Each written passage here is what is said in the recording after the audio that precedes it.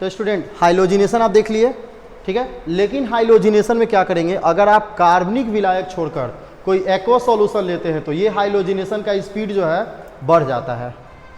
यानी अगर हाइलोजिनेशन का स्पीड बढ़ गया तो ट्राई प्रोडक्ट बनेगा, क्योंकि मैक्सिमम प्रोडक्ट क्या बन सकता है, ट्राई।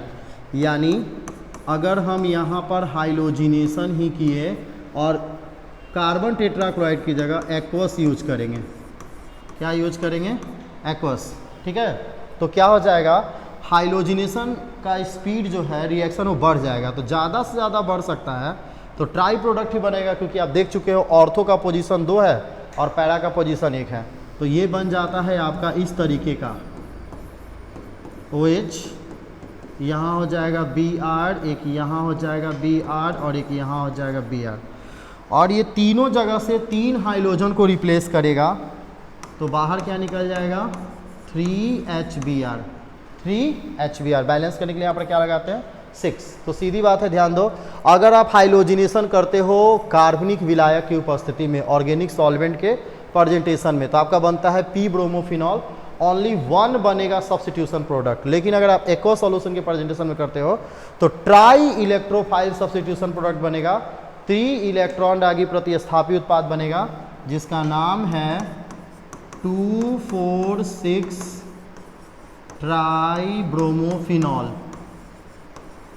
2,4,6 ट्राइब्रोमोफिनॉल, जिसको हम लोग बोलते हैं वाइट पीपीटी, पीपीटी श्वेत अवक्षेप बोलते हैं हिंदी में, श्वेत अवक्षेप बोलते हैं। तो कभी कभी श्वेत अवक्षेप से भी क्वेश्चन आता है कि भाई श्वेत अवक्षेप क्या है, फिनॉल में ये कैसे बनता है। तो फिनॉल के हाइलोजिनेशन से बनता है जब इसको आप जलीय विलयन की उपस्थिति में क्या कराते हैं, संपन्न कराते हैं, तो बनता है 2,4,6 ट्राइब्रोमोफिनॉल, जिसको क्या कहते हैं, श्वेत अवक्षेप। तो एग्जामिनेशन में क्वेश्चन पे बात करते हैं, क्योंकि वीडियो का मेन कॉन्सेप्ट यही है कि भाई क्वेश्चन कैसे अटेंड किया जाए। तो देखो इस हाइलोजिनेशन से क्या क्या क्वेश्चन पूछेगा। एक तो पूछेगा हाइलोजिनेशन है क्या, हाइलोजनीकरण अभिक्रिया क्या है। तो आप क्या लिखोगे कि जब फिनॉल को हाइलोजन अणु ब्रोमीन के साथ कार्बनिक विलायक की उपस्थिति में अभिक्रिया कराते हैं तो ऑर्थो या पैरा स्थित कार्बन पर इलेक्ट्रॉन रागी प्रतिस्थापी उत्पाद बनता है, इलेक्ट्रॉन रागी प्रतिस्थापी उत्पाद बनता है जिसको हाइलोजनीकरण अभिक्रिया कहते हैं। प्रोडक्ट का नाम लिख दोगे पी ब्रोमोफिनॉल और यहाँ पे ये रिएक्शन लिख दोगे, पर इसमें कंडीशन क्या लगाओगे, लेकिन यह हाइलोजनीकरण अभिक्रिया जलीय विलयन की उपस्थिति में कराते हैं तो ट्राई इलेक्ट्रॉन रागी प्रतिस्थापित उत्पाद बनता है जिसको क्या कहते हैं, श्वेत अवक्षेप कहते हैं। और आप ये भी रिएक्शन लिख सकते हो, ठीक है। अगर स्पेशली एग्जाम में क्वेश्चन आता है कि व्हाइट पीपीटी क्या है, ये कैसे बनता है, तब आपको लिखना होगा कि व्हाइट पीपीटी क्या है, 2,4,6 ट्राइब्रोमोफिनॉल है which is formed by the action of halogenation of phenol in the presence of aqua solution. जलीय विलयन की उपस्थिति में ऐसा कराएंगे तो जो प्रोडक्ट बनेगा उसी का नाम क्या है, श्वेत अवक्षेप है। तो ये है आपका हाइलोजिनेशन ऑफ फिनॉल, ठीक है। इसी तरह का टॉपिक है नाइट्रेशन। बस ज़्यादा नहीं, 5 मिनट और हो ही गया, 10 मिनट रुकिए ना। सेकंड है आपका नाइट्रेशन, हिंदी में बोलते हैं नाइट्रीकरण। तो इसमें भी 2 केस है। क्या क्या केस है ये देखना है। अगर आप नाइट्रेशन कराओगे फिनॉल का HNO3, ये होगा डाइल्यूटेड, ठीक है, डाइल्यूटेड HNO3 से रिएक्ट कराओगे तो इसमें निगेटिव होता है, इलेक्ट्रोफाइल होता है NO2। कौन होता है, NO2। तो न्यूक्लियोफाइल कौन रह गया, OH। NO2 जो है वो कहाँ ऐड कर दोगे, पैरा पोजीशन पर।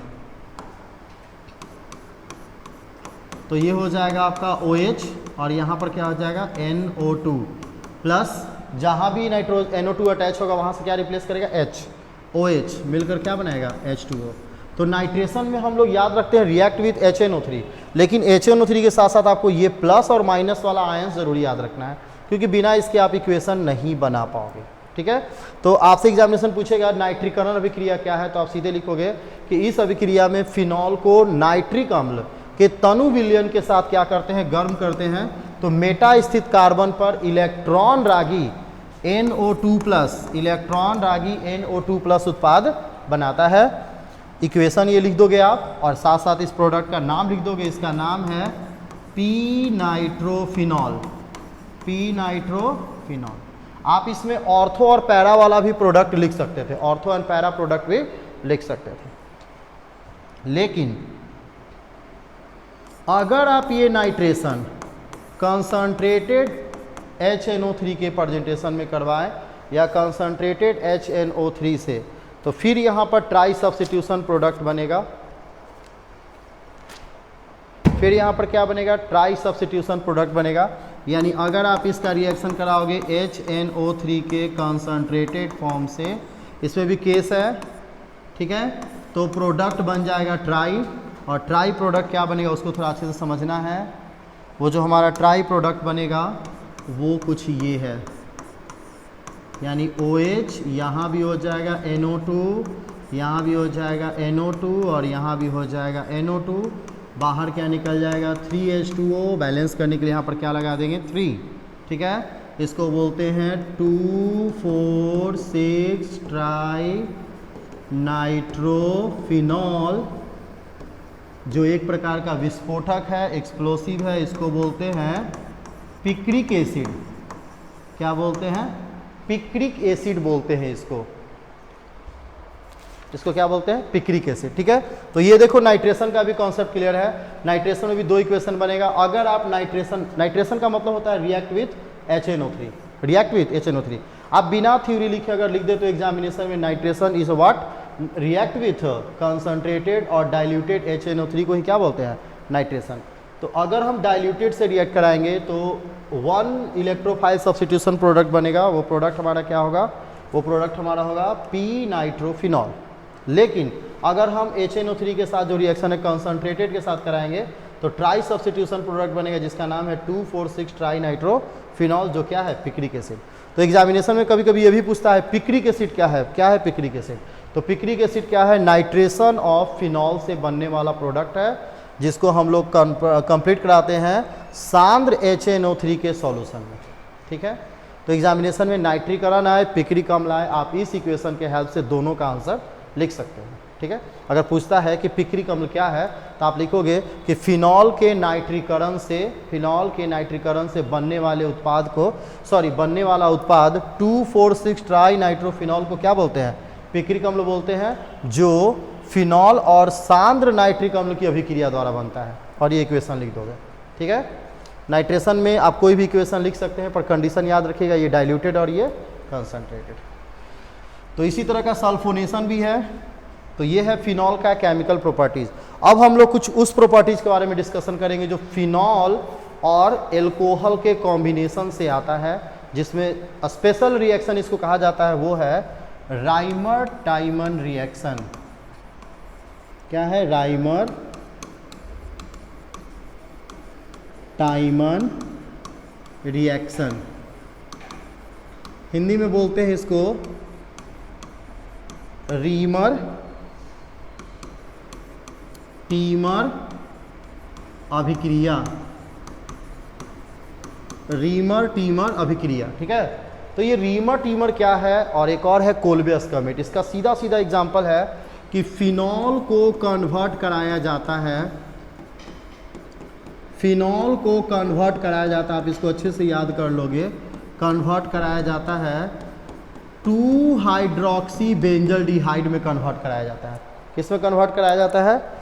2 हाइड्रोक्सी बेंजल्डिहाइड में कन्वर्ट कराया जाता है। इसी रिएक्शन को बोलते हैं रीमर टीमर अभिक्रिया। और इस रिएक्शन को कन्वर्ट कराने के लिए हम लोग इसमें रिएक्शन कराते हैं क्लोरोफॉर्म से, क्लोरोफॉर्म से बेसिक सॉल्यूशन के प्रेजेंटेशन में। आप शॉर्टकट में ऐसे लिख दोगे कि क्लोरोफॉर्म से रिएक्ट कराते हैं बेसिक NaOH के प्रेजेंटेशन में, और हम लोग कन्वर्ट करते हैं फिनॉल से। क्या कन्वर्ट करते हैं? फिनॉल से कन्वर्ट करते हैं 2 hydroxy benzoic acid, 2 hydroxy benzoic acid में कन्वर्ट करते हैं, जिसको 2 हाइड्रोक्सी बेंजोइक एसिड नहीं, बेंजल्डिहाइड, आई थिंक, ओहो कोल्बे स्कर्मेट था, सॉरी, यहाँ एक बड़ा सा मिस्टेक हो गया। 2 हाइड्रोक्सी बेंजल्डिहाइड में कन्वर्ट करते हैं, बेंजल्डिहाइड में कन्वर्ट करते हैं, जिसका फंक्शनल ग्रुप होता है CHO। क्या होता है? CHO। ये थोड़ा जल्दी जल्दी टॉपिक कराने में ही होता है। इसको बोलते हैं सैलिसैल्डिहाइड। सैलिसैल्डिहाइड, ठीक है। एक आप बनेगा, एक और बनेगा, वो बनेगा कोल्बे-स्कमिट में। तो रीमर टीमर रिएक्शन अगर आपसे पूछेगा कि रीमर टीमर रिएक्शन क्या है, तो आप सीधे लिखोगे कि रीमर टीमर रिएक्शन एक रासायनिक अभिक्रिया है जिसमें फिनॉल को क्लोरोफॉर्म से NaOH की उपस्थिति में अभिक्रिया कराते हैं, NaOH की उपस्थिति में अभिक्रिया कराते हैं, तो 2 हाइड्रोक्सी बेंजल्डिहाइड बनता है, जिसे रीमर टाइमन या टीमर अभिक्रिया कहते हैं, ठीक है। और ये हो गया आपका रिएक्शन का मेन प्रोडक्ट। और इसको हम लोग कन्वर्ट ऐसे करेंगे, ये देखो फिनॉल है, इसको हम लोग रिएक्ट कराएंगे, किससे रिएक्ट कराएंगे? CHCl3 क्लोरोफॉर्म से NaOH के प्रेजेंटेशन में। तो जो हमारा प्रोडक्ट बनेगा, हमारा प्रोडक्ट क्या बनेगा? ONA। क्या बनेगा? ONA। और साथ साथ बनेगा तुम्हारा CHCl2। फिर इसको हम रिएक्ट कराएंगे NaOH के साथ, तो हमारा जो प्रोडक्ट बनेगा वो कुछ इस तरीके का बन जाएगा ONA, और ये हो जाएगा CHOH का होल ट्वाइस, और बाहर क्या निकल जाएगा? 2NaCl, यहाँ भी 2 मॉलिक्यूल्स, ठीक है। फिर इसको हम लोग क्या करेंगे? एक कार्बन पर दो को OH नहीं रह सकता, ये अपने आप कन्वर्ट हो जाता है एल्डिहाइड में। तो जैसे इसको डाइल्यूटेड HCl में मिलाएंगे, तो यहाँ देखो ये तुम्हारा कन्वर्ट हो जाएगा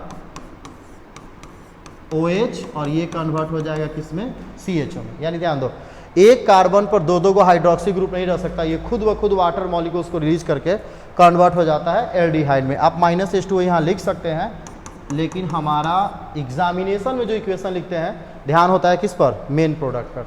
तो ये है राइमर टाइमर रिएक्शन का रिएक्शन, जिसमें हम लोग फिनॉल को क्लोरोफॉर्म और NaOH से रिएक्ट कराते हैं, तो बनता है तुम्हारा क्या? CHCl2 और ONA, ठीक है। इसको हम लोग फिर NaOH से रिएक्ट कराते हैं, तो इसका जो हाइड्रोक्सी है वो क्लोरीन मॉलिक्यूल्स को टोटली रिमूव कर देता है, तो ये हो जाता है OH का होल ट्वाइस। और एक कार्बन पर दो हाइड्रोक्सी नहीं रह सकता, ये खुद वाटर मॉलिक्यूल्स को त्याग करके किस में कन्वर्ट हो जाता है? एल्डिहाइड में। तो ये हमारा मेन प्रोडक्ट बन गया, जिसका नाम है 2 हाइड्रोक्सी बेंजल्डिहाइड। इसको क्या बोलते हैं? सैलिसैल्डिहाइड। तो आएगा एग्जामिनेशन में रीमर टीमर रिएक्शन, आपको ये लिखना होगा, आपको इससे रिलेटेड फुल मार्क्स मिल जाएगा। इसी तरह का एक और रिएक्शन है जिसको कहते हैं कोल्बे-स्कमिट रिएक्शन।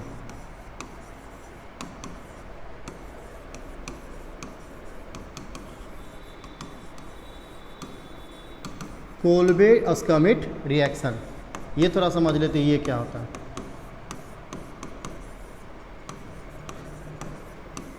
कोल्बे-स्कमिट अभिक्रिया, ठीक है। अब देखो कोल्बे-स्कमिट रिएक्शन क्या होता है, इससे हम लोग सीधा सीधा क्या याद रखेंगे कि है तो ये केमिकल प्रॉपर्टीज जिसमें फिनॉल को कन्वर्ट किया जाता है। इस बार हम लोग जो पहले लिखे थे मिस्टेक से वही है, फिनॉल को कन्वर्ट किया जाता है 2 हाइड्रोक्सी बेंजोइक एसिड में। 2 हाइड्रोक्सी किस में कन्वर्ट किया जाता है? बेंजोइक एसिड में कन्वर्ट किया जाता है, जिसको सैलिसाइलिक एसिड बोलते हैं। सैलिसाइलिक एसिड बोलते हैं। भाई कन्वर्सेशन में क्या कराया जाता है? तो यहाँ हम लोग पास कराते हैं कार्बन डाइऑक्साइड गैस, और साथ साथ सॉल्यूशन क्या होता है? NaOH। यानी NaOH बेसिक सॉल्यूशन के प्रेजेंटेशन में अगर कार्बन डाइऑक्साइड पास कराया जाए तो जो फिनॉल है वो कन्वर्ट हो जाता है 2 हाइड्रोक्सी बेंजोइक एसिड में। इसी कॉन्सेप्ट को क्या बोलते हैं? कोल्बे-स्कमिट रिएक्शन। तो आएगा व्हाट इज कोल्बे-स्कमिट रिएक्शन, तो आप सीधे लिखोगे Kolbe Schmitt reaction is a chemical reaction where phenols are converted into 2 hydroxy benzoic acid और salicylic acid when it treated with carbon dioxide gas in the basic medium of NaOH. It treated with carbon dioxide gas in the basic medium of NaOH. Clear है? हिंदी में क्या लिखोगे आप कि भाई कोल्बे-स्कमिट अभिक्रिया क्या है? तो कोल्बे-स्कमिट अभिक्रिया एक रासायनिक विधि है जिसमें हम लोग फिनॉल को 2 हाइड्रोक्सी बेंजोइक अम्ल या सैलिसाइलिक अम्ल में परिवर्तित करते हैं। इसमें फिनॉल को कार्बन डाइऑक्साइड गैस से NaOH के क्षारीय माध्यम में अभिक्रिया कराई जाती है। ठीक है, रिएक्शन का अगर डिस्क्रिप्शन की बात करें तो ये बहुत आसान है। आप इसमें रिएक्शन क्या लिखोगे, ये देखो, जैसे ही इसको हम रिएक्ट कराते हैं NaOH और पास कराते हैं CO2 गैस, तो ये कन्वर्ट हो जाता है तुम्हारा ONA और साथ साथ कन्वर्ट हो जाता है ये तुम्हारा हो जाता है OH और COO Na में कन्वर्ट हो जाता है। और फिर इसको डाइल्यूटेड, क्योंकि ये डाइल्यूटेड एसिड जो है सोडियम को ओनली क्या करते हैं, रिप्लेस करते हैं, तो ये हमारा फाइनल प्रोडक्ट बन जाता है COOH। ठीक है, जिसका नाम क्या है, 2 हाइड्रोक्सी बेंजोइक एसिड और सैलिसाइलिक एसिड। तो ये है आपका रिएक्शन, आप लिखोगे आपको इसका मार्क्स मिल जाएगा। तो ये है कोल्बे-स्कमिट रिएक्शन। ठीक है, तो अभी हम लोग वीडियो में डिस्कशन किए केमिकल प्रॉपर्टीज ऑफ फिनॉल। अब हमारा फोकस होगा जाएगा केमिकल प्रॉपर्टीज ऑफ ईथर के पास। तो केमिकल प्रॉपर्टीज ऑफ ईथर में देख लेते हैं क्या क्या उसमें है।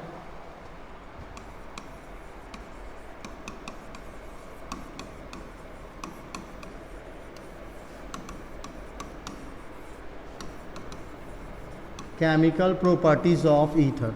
ठीक है, देखो ईथर लेस रिएक्टिव होता है, वो जल्दी रिएक्ट करता नहीं है। ठीक है, तो ईथर के पास होता है lone pair on the oxygen atom. इस लोन पेयर के कारण अगर आप इसको एसिड से रिएक्ट कराओगे low temperature 0 to 5 degree Celsius पर, तो ये क्या करेगा, एक सॉल्ट बनाता है जिसको हम लोग ऐसे बोलते हैं R2OHCl। सॉरी, एक पर तो प्लस होगा ऐसे, और ये हो जाएगा क्या, माइनस। इसका नाम है die alkyl oxonium chloride, die alkyl oxonium chloride. लेकिन वही अगर इसको रिएक्ट करा दे,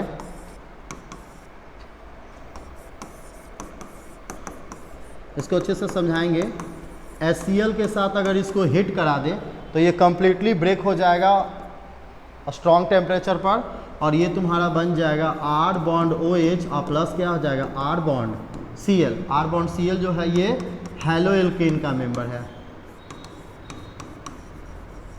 और ये किसका मेंबर है, एल्कोहल का। ठीक है, तो थोड़ा सा इसको समझ लेते हैं। केमिकल प्रॉपर्टीज ऑफ ईथर का बात करें तो ईथर तो पहले लेस रिएक्टिव होता है। ठीक है, लेकिन चलो इसको किसी सबस्टांस से रिएक्ट कराते हैं स्ट्रॉन्ग हीटिंग के पर, तो क्या बनेगा प्रोडक्ट। तो जो सबसे पहला हमारा रिएक्शन होगा रिएक्ट विथ एसिड, हम हेडिंग देना थोड़ा भूल गए थे। क्या हमारा पहला प्रॉपर्टीज होगा इसका, react with acid. React with acid, acid से रिएक्ट करता है तो ये क्या बनाता है। तो आपको बता दें कि रिएक्ट विथ एसिड में आ गया HCl, जिसको हिंदी में क्या बोलते हैं, अम्ल से अभिक्रिया।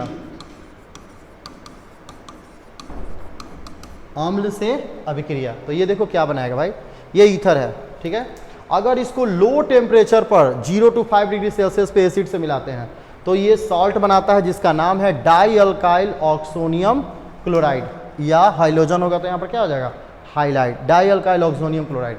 लेकिन अगर इसको हम HCl के साथ मिलाकर हिट कर देते हैं तो ये बॉन्ड कंप्लीटली ब्रेक हो जाएगा, और ये RO जो है H के साथ मिलकर क्या बनाएगा, एल्कोहल, और बन जाएगा हैलोएल्केन। तो एसिड के साथ अगर ईथर को हिट करेंगे टेम्परेचर पर तो बनेगा एल्कोहल एंड हैलोएल्केन, और लो टेम्परेचर पर मिलाएंगे तो सॉल्ट बनेगा जिसका नाम है डाई अल्काइल ऑक्सोनियम क्लोराइड। तो ये था अबाउट ईथर। और भी बहुत सारे रिएक्शन है, नाइट्रेशन है, सल्फोनेशन है, ये सब आपका मैच करेगा एल्कोहल के प्रॉपर्टीज से।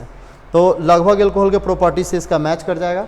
अब हम लोग देखते हैं लास्ट में बड़ा important topic, difference between alcohol and phenol, और उसके बाद difference between alcohol and ether. तो सबसे पहले हम लोग देखते हैं difference between what, alcohol and phenol. फिर हम लोग देखेंगे एल्कोहल एंड ईथर। तो दो कॉलम बना लेंगे, एक में क्या लिखेंगे, एल्कोहल, और एक में क्या लिखेंगे, फिनॉल। ठीक है, तो थोड़ा कंपेयर कर लेते हैं इसको बिल्कुल लैंग्वेज में ही, थोड़ा ध्यान से समझिएगा। एल्कोहल जो होता है वो वीक एसिडिक होता है, वीक एसिडिक होता है, एल्कोहल दुर्बल अम्लीय होता है, और फिनॉल जो होता है वो एसिडिक होता है, फिनॉल जो होता है अम्लीय होता है।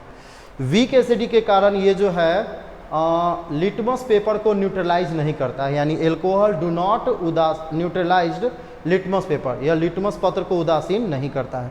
फिनॉल एसिडिक होता है, ये क्या करेगा, ब्लू लिटमस पेपर को रेड में टर्न कर देगा, it turn blue litmus paper into the red.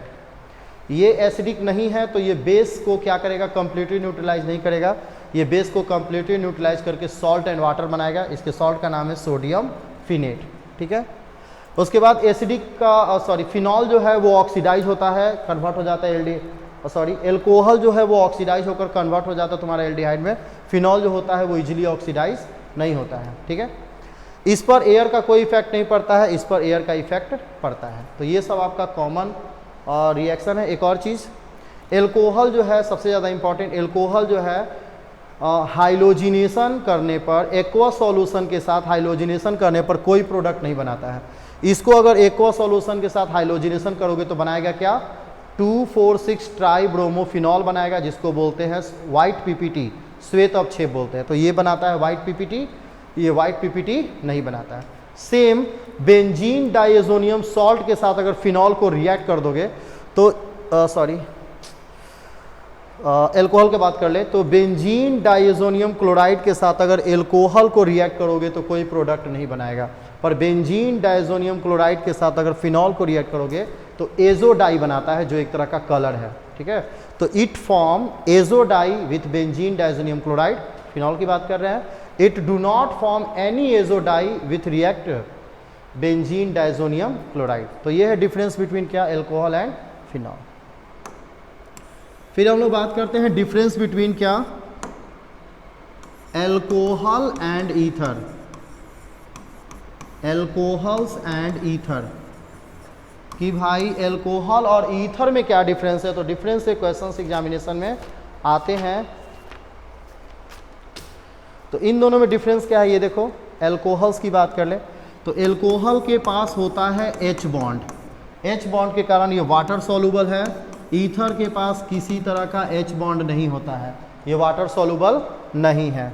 ये जो होता है सोडियम से रिएक्ट करके हाइड्रोजन गैस रिलीज करता है, ये सोडियम से रिएक्ट आसानी से नहीं करेगा, किसी तरह का हाइड्रोजन गैस तो बिल्कुल रिलीज नहीं करेगा। ठीक है, तो सेकेंड डिफरेंस में क्या लिखोगे कि भाई ये सोडियम से रिएक्ट करके हाइड्रोजन गैस रिलीज करता है, ये सोडियम से रिएक्ट नहीं करता है। It react with sodium to release hydrogen gas, it does not react with sodium. ठीक है, थर्ड देख लेते हैं, कुछ कुछ पॉइंट्स है। हाँ, थर्ड सिंपल सा है, एल्कोहल जो है इस पर एयर का कोई इफेक्ट नहीं होता है, ईथर के पास एयर का इफेक्ट होता है, ये परऑक्साइड बनाता है, यानी एयर हैज नो इफेक्ट। इसमें लिखोगे air react with ether to form peroxide. Alcohol जो है वो ऑक्सीडाइज होकर कन्वर्ट हो जाता है किसमें, ये कन्वर्ट हो जाता है एल्डिहाइड में, फिर एल्डिहाइड कन्वर्ट हो जाता है कार्बोक्सिलिक एसिड में, यानी alcohol form aldehyde and carboxylic acid after oxidation. Ketone are resistance to oxidation, ketone जो है ऑक्सीकरण का प्रतिरोधी है, ये ऑक्सीकरण अभिक्रिया में भाग नहीं लेता है। कीटोन बोले सॉरी, ईथर कुछ ज़्यादा ही जल्दी हो जा रहा है वीडियो के लास्ट में, टू टायर्ड जैसा फील कर रहे हैं, कोई बात नहीं, बहुत आसानी से आप देखो लिख लोगे। क्या, alcohol are good soluble in water because of presence of hydrogen bond, ether do not soluble in water. Second, alcohol react with sodium to evolve hydrogen gas, ether do not react with sodium. Air has no effect on alcohols, air has effect on ether to form peroxide. And fourth क्या बताए थे, fourth क्या बताए थे, हाँ fourth बताए थे कि एल्कोहल्स जो है, alcohols are oxidise to aldehyde and carboxylic acid, ether are resistance of oxidation, ये ऑक्सीडेशन का रेजिस्टेंस होता है। यानी हिंदी में बहुत आसानी से लिख लोगे क्या कि हाइड्रोजन आबंध के कारण एल्कोहल जल में विलय होता है, ईथर में कोई हाइड्रोजन बॉन्ड नहीं होता है, ये जल में विलय नहीं होता है। ये सोडियम से अभिक्रिया करके हाइड्रोजन गैस रिलीज करता है, ये सोडियम से अभिक्रिया नहीं करता है। हवा का एल्कोहल पर कोई प्रभाव नहीं पड़ता है, ईथर हवा में परऑक्साइड में बदल जाता है। और एल्कोहल जो है ऑक्सीकृत होकर एल्डिहाइड और कार्बोक्सिल का बनाता है, ईथर जो है ऑक्सीकरण का प्रतिरोधी होता है। तो ये था difference between alcohol and ether. तो आई होप आपको इस वीडियो में important topics of alcohol phenol ether अच्छे से समझ में आ गया होगा। आप इसको अच्छे से समझकर बिहार बोर्ड एग्जामिनेशन का तैयारी कर सकते हैं। वैसे तो एल्कोहल फिनॉल ईथर में बहुत सारे चैप्टर पढ़ने हैं, बहुत सारा कॉन्सेप्ट भी है जो हम आपको अलग अलग वीडियो में अलग अलग तरीके से बताएंगे। ये वीडियो सिर्फ था बिहार बोर्ड से रिलेटेड इंपॉर्टेंट टॉपिकों पे डिस्कशन के लिए, ताकि आप इसको एग्जामिनेशन पर्पज से अच्छे से रिवीजन कर लें। ठीक है, तो सब अच्छे से तैयारी कीजिए। सबको thank you, have a nice day.